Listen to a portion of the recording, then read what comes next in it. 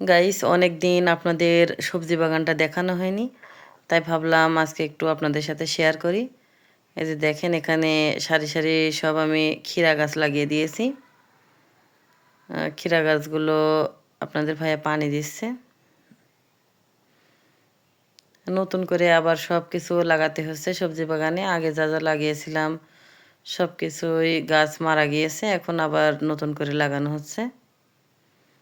আর এই পাশে সিম গাছ আছে। আর এখান থেকে একটু দেখা যাচ্ছে অনেকগুলো টমেটো পেকে গিয়েছে। টমেটোগুলো আজকে তুলবো।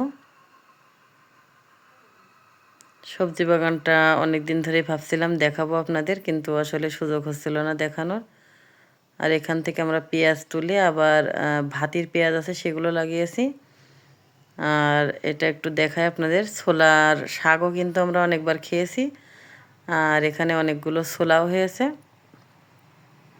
ছোলাগুলোও কিন্তু অনেক সুন্দর ছিল। আর এখানে এই লাউ গাছটা মারা যাচ্ছে, তারপরেও এখনও লাউ হচ্ছে। এখানে 3-4টা লাউ হয়েছে, আর এখনও জ্বালিয়ে আসছে পর্যাপ্ত পরিমাণ লাউয়ের।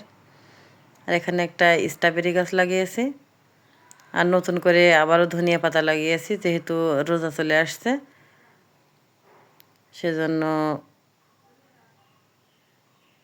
এখানে ধনিয়ার দেখেন, এগুলো আগে ধনিয়া পাতা লাগিয়েছিলাম, সেগুলো সব ফুল এসে গিয়েছে। ভাবছি ফুল হয়ে ফল হবে, থাক, সেজন্য কেটে দিইনি। এটাও কিন্তু দেখতে ভালোই লাগছে। আর এখানে মিষ্টি কুমড়ার চারা আছে, লাউয়ের চারা আছে, এগুলো আবার নতুন করে লাগিয়েছি। তো আমার সবজি বাগানটা কেমন লাগলে সবাই অবশ্যই কমেন্ট করে জানাবেন।